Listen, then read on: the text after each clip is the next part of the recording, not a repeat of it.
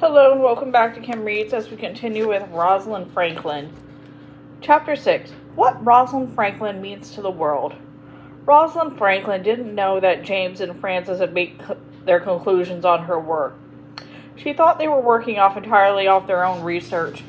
She was happy that their research and theirs showed the same thing. That's how science knows something is true. Several people test a question and get the same answer. Rosalind traveled to Israel to hike around the Dead Sea. She traveled to Europe and the United States to attend conferences and present her ideas. At Birkbeck College, she studied the structure of tobacco mosaic virus, the first virus ever identified.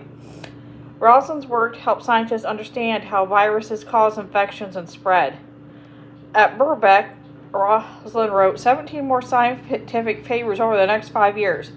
The work she did there was even more impressive than the work she'd done on the structure of DNA. In 1962, the Nobel Prize in Chemistry was awarded to James Watson, Francis Crick, and Maurice Wilkins for their discovery of the structure of DNA. Rosalind Franklin did not win. For once, this wasn't because she was a woman or because she liked to argue with her fellow researchers.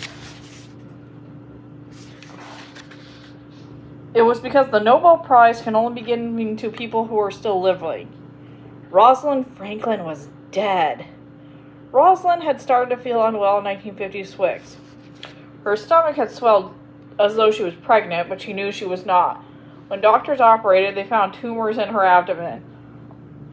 Rosalind had ovarian cancer, possibly caused by her overexposure to X-rays. She did not like to talk about it. Very few people even knew she was sick. She kept working as much as she could while undergoing treatment. She spent time with her parents, siblings, and nieces and nephews. She died on April 16, 1958, and was buried the next day in a Jewish cemetery in London. She was 37 years old.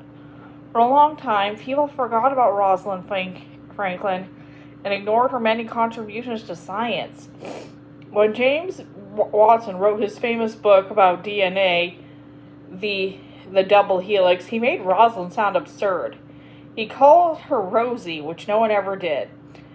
Said she was Maurice Wilkins' assistant when she was not, and made her sound like a miserable, nasty person instead of a brilliant researcher. Even Maurice, who disliked Rosalind, said the book was made up. One of Rosalind's friends, April Sayre, wrote a book defending her. Researchers at King's College read her original notes and realized how groundbreaking her work had been. In 1983, Aaron Klug, who worked with Rosalind at the end of her life, won the Nobel Prize for the work he said he'd done using X-ray diffraction. If Rosalind was still alive, she might have shared the prize.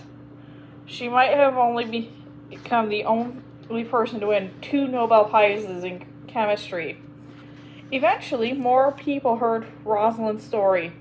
Today, she's honored and recognized all over the world. The schools where she studied and worked, St. Paul's Girls' School, Cambridge, King's College, and Birkbeck College, all named buildings after her, and so did many other institutions. There's an asteroid named for her, and there's also a Cambridge women's racing boat and the European rover that went to Mars. The Royal Society never admitted her as a member.